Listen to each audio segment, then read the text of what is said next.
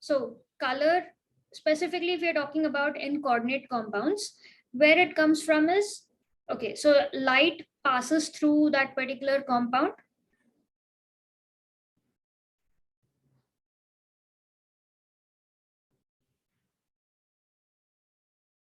So suppose we have like beaker may dissolve some salt and keep it. Light passes through it.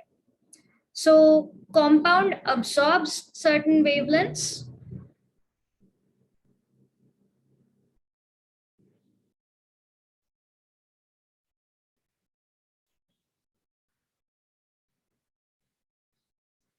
And whatever it does not absorb, the remaining wavelengths that it reflects out is what we perceive the color of that particular compound as.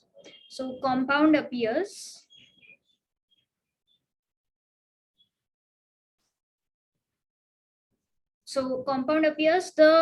in the color of the remaining wavelengths.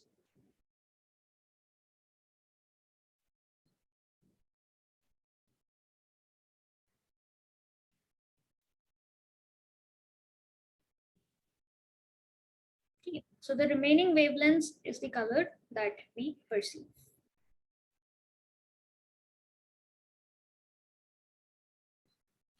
So how does crystal field theory explain color of compounds? Okay. So for example, if we have titanium, hexaqua titanium 3+.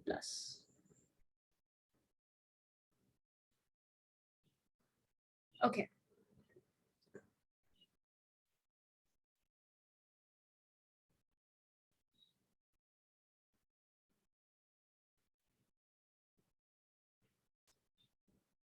So once you've reached till here, let me know. So this is an exercise. We'll do it together.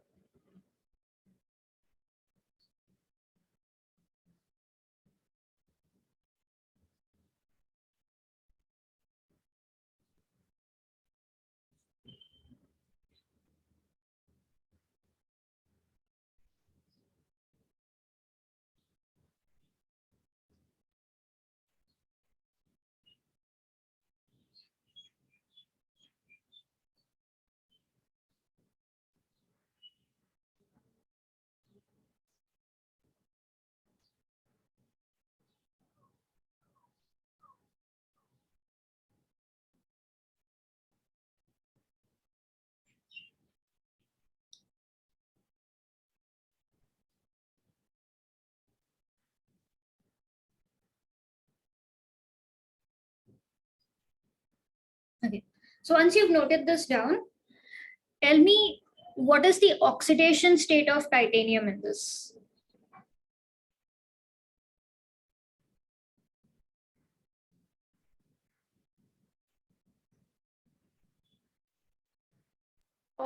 Three.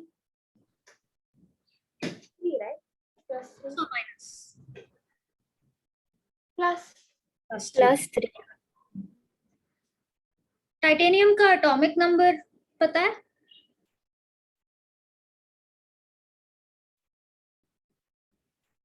How much is it, Smira?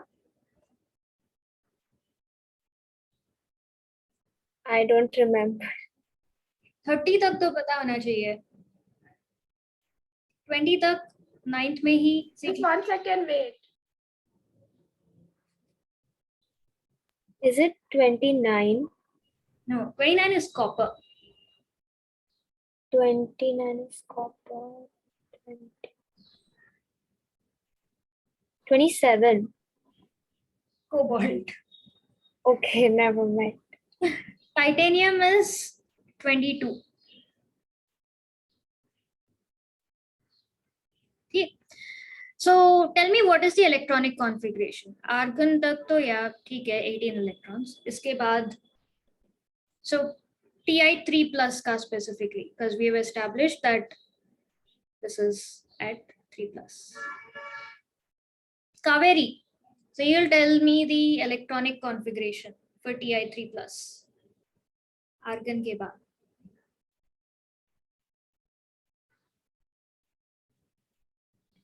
um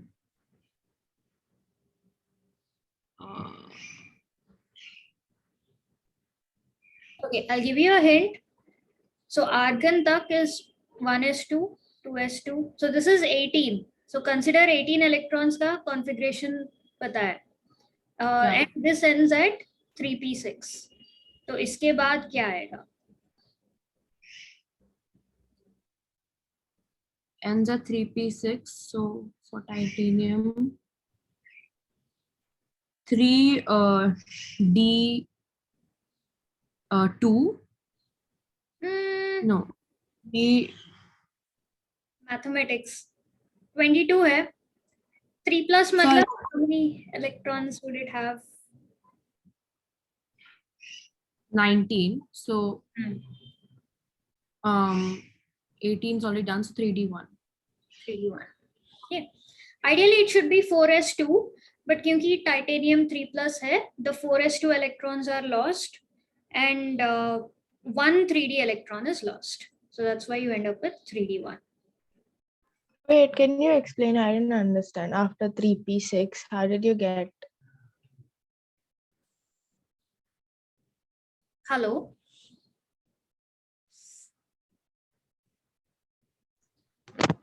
Hello. 18 already gone in.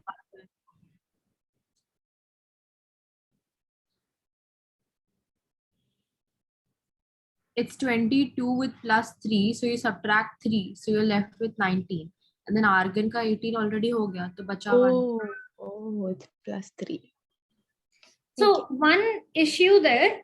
So if you remember the electronic configuration order that we learned, 3p6 के बाद 4s आना चाहिए. You get potassium and calcium there. Right? 4s2 के बाद ही 3d will get started filling up. But because 3 plus hai, the outermost electrons, 4s2 is lost. Then 20. So remaining 3d2 में से 1 electron is lost. So you get 3d1. Yeah. Okay. So 3d1. Then, so titanium, because it's 3d1, we don't really have to worry about or care about. Guys, am I audible?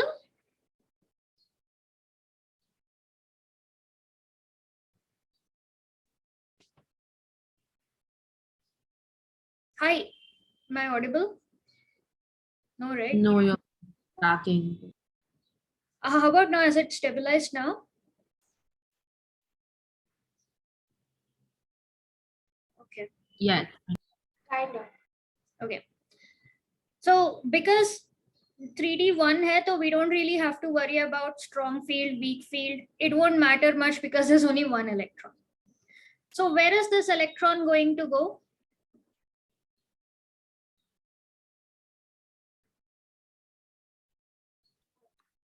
The first subshell, T2G. T2G is right. Actually, we do have to care about this strong field, weak field, but not for electronic configuration. So the single electron is going to go into the T2G orbital. The EG orbitals are there hanging around. So water is on the stronger side of the ligands. It's like in the top 50%, right? So it is going to cause a split between T2G and EG orbitals. EG will be at a higher energy than T2G. Yeah. So like so this electron is capable of absorbing whatever, like certain wavelengths of light, absorbing a certain energy in order to go into EG. Right? So here when we say compound absorbs certain wavelengths, which wavelengths is decided by kitne electrons hai and from which orbital to which orbital they are getting excited. Okay, so in this case, this particular ion, it absorbs apparently blue-green wavelengths of light. So absorbs in the range of blue-green wavelengths.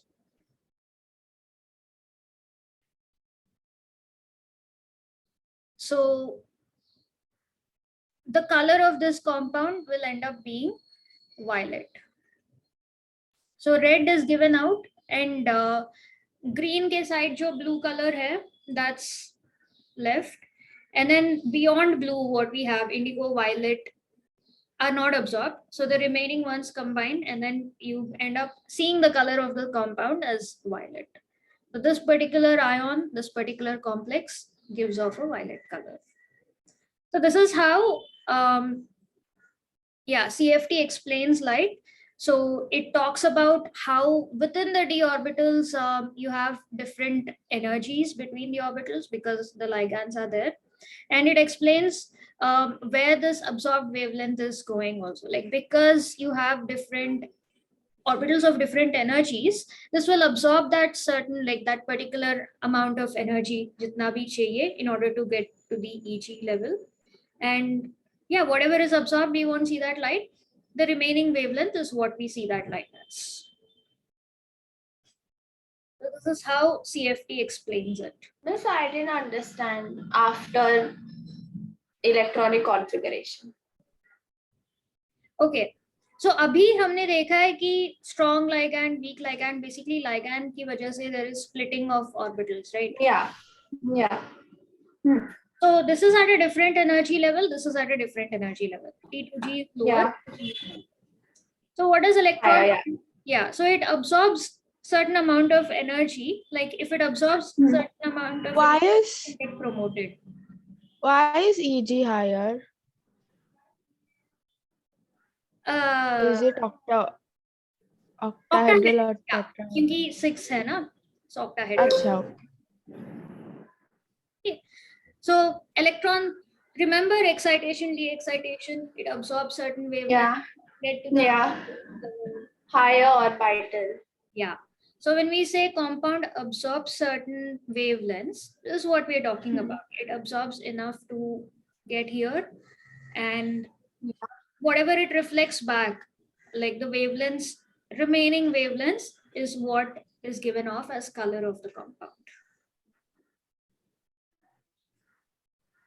Is this and like sorry, is this we will see this color after, like in solution, right? When you put this TiH2O6 in water, that time you see the color, or like in like just like that, it's violet color, like Just like that also, like as long as you have the water molecules, you have the ligands surrounding it, and as long as you have the split between the orbitals, you will be able to see. So is this the explanation for when certain compounds change color after reaction? Like, yeah, because their oxidation state changes, which means in turn, like the number of electrons, they might have lost electrons, they might have gained electrons depending on the reaction. So yeah, that would matter. No, but like what's the explanation for it not having a color before? Like colorless or something. When DD transition is not possible, that's a good point. So because it's like shifting in between d orbitals, they're also referred to as DD transitions, which is where your transition elements names come from, like D block transition elements, transition metals, we call them, because those elements are capable of these DD transitions. Which brings me to the point, wherever you have completely filled orbitals, like zinc, uske niche kya hai? Cadmium, was it? I don't remember, I have to look at the periodic table. But yeah, compounds like zinc, which have completely filled 2d orbitals, you won't find a lot like colored salts in zinc compounds. They're mostly white. All sorts of sodium, magnesium, your table salt, Epsom salt, barium sulfate, like all of these are white. They are not colored because they won't have these electronic transitions. Their electrons won't be able to. Also, that is why they are not colored. Yeah. But otherwise, if we have like, so is this like the explanation, like copper sulfate, like anhydrous is white, but when you put it in water, so is it because of the ligand thing that it absorbs? Yes. So what happens is copper sulfate pentahydrate, when you mix it in water, it forms this complex. But yeah. Taken Oh, achha, it forms the complex. Yeah, no, we haven't done any like this. Basically, we've just been told ki, water of crystallization, so it's just loosely Yeah. bonded. So I didn't know it formed a complex. Because you were not taught about complex compounds at that point of time. Yeah. Sorry. But we did have complex salts. You were Yes. told about complex salts, but you didn't like study why they happen, what they happen, and all that, right? So Yeah, that's no, we just were told about the names. Yeah. yeah. So in the presence of water, this is what happens. It forms a complex. Water surrounds the copper, this thing. Anhydrous means it simply exists as copper ions. There's nothing else to it. So there's no difference in the d orbitals. There's no electronic transitions possible. So So if in case there's like certain compounds which are colored and then after reaction or say they become colorless, which means that all the orbitals have been filled. So there is no Either filled, transition. yeah, either filled or empty. Like we'll have to pick it on a case to case basis. Or empty. Or Yeah. it could be like copper 2+ may the orbitals are not filled, but because Yeah. absence of a ligand means Yeah. the d orbitals are all at the same energy level. Yeah. So they won't absorb energy in order to do these dd That transitions. is why the blue color fades, no, late. Like Yeah. So that's the reason, yeah. So you need the difference in d orbitals in order to get that color, at least according to crystal fields. but why is it that what if so you're according to this only like a compound can have color only if it has electrons and d orbitals. Electrons in d orbitals capable of dd transitions. See, color means But otherwise there is no other compound जिसमें d orbital नहीं है which won't have color, like which will have color, sorry. non-metals, like it's been again, but after once they revert to ionic state, if you look at phosphide, sulfide, they are not especially colored. The elemental state may they are colored because again elemental state different structures and all. No, Elemental state में what did like you say? sulfur is a bright yellow color, phosphorus you Yeah. have phosphorus, white phosphorus. Now, I'm So just what is thinking of this? case- Does this have the same reasoning No, it's not the for same. sulfur and It depends on, like sulfur has that crown structure and all of that, right? yeah. So all compounds, this is not the exclusive reason. Like in transition elements or in This is the reasoning. orbitals, yeah, this is the reason. Because you do have colored organic salts. Wahan pe d orbitals are not at all involved in like anything at all. Yeah, like LiOH, is it colored? No, LiOH is not colored. So again, you might be thinking of colors in the flame test. Like if you burn a No, bit, that is that's a complete again is that There is completely unrelated. No, that must be having Yeah. some other reason. yeah, similar reason of electronic excitation, de-excitation, but the principles behind it, why that excitation takes place, from which orbital to which orbital, all of that is different. Yeah, because that takes place in like Na, Li also, All the which elements. doesn't have d orbitals. Yeah. And those are pure metals we're talking about. So we Yeah, they are not manually not in a compound. Yeah.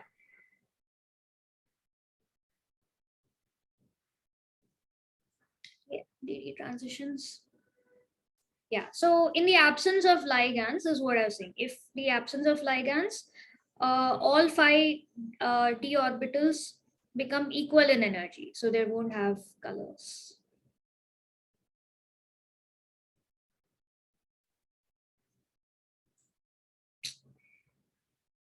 Is there like a reasoning as to why they have why they are like metalloids, like why they can react as, or is that not included in this? not related to d orbitals or complex compounds and all, but that's also, it depends on, see, the fundamental difference between metals and non-metals, if we look at the extremes, is the fact that one Yeah. group exclusively loses electrons, the other group exclusively Yeah. gains electrons, either through Yeah. electrons or by sharing. Metalloids are somewhere in between. They're capable of going Yeah. either way. Some situations they behave this Hmm. way, some situations they behave this way. Yeah. All boils down to Usually they are four, na? Either lose or gain types, right?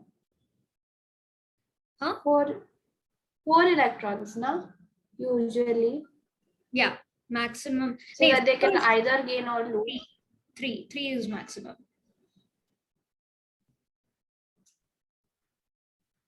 Four is you get How carbon, three? silicon. You will have a maximum of plus, like purely losing or gaining electrons, +1, +2, +3, -1, -3. +4 or -4 oxidation state may exist, but pure cation or anions won't exist in plus or minus. Yeah.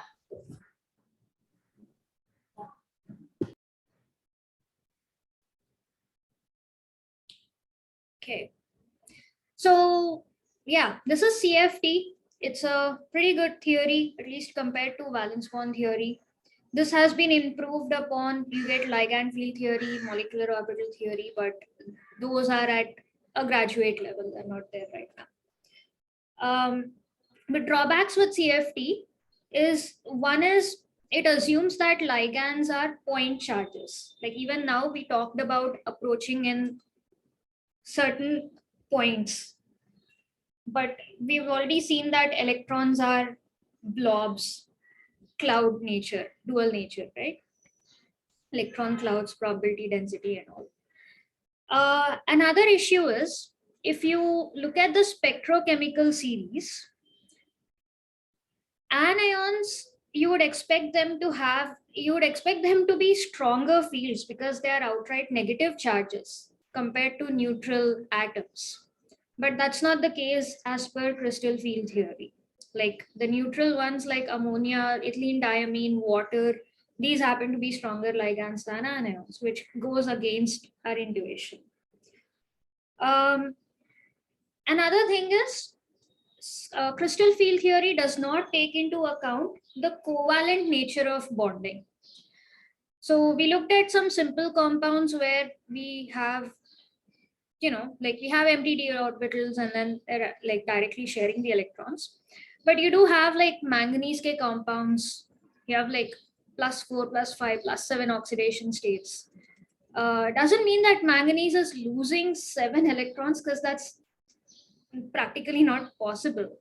So there's some sort of like covalent bonding taking place, which crystal field theory is not taking into account. Like the whole principle is based on ligands approach and share their electrons with the metal. Okay. So these are like some limitations with crystal field theory. So which have been explained with ligand field theory and molecular orbital theory, but yeah, for another time. We don't, not for right now. Okay. That brings us to the end of the chapter.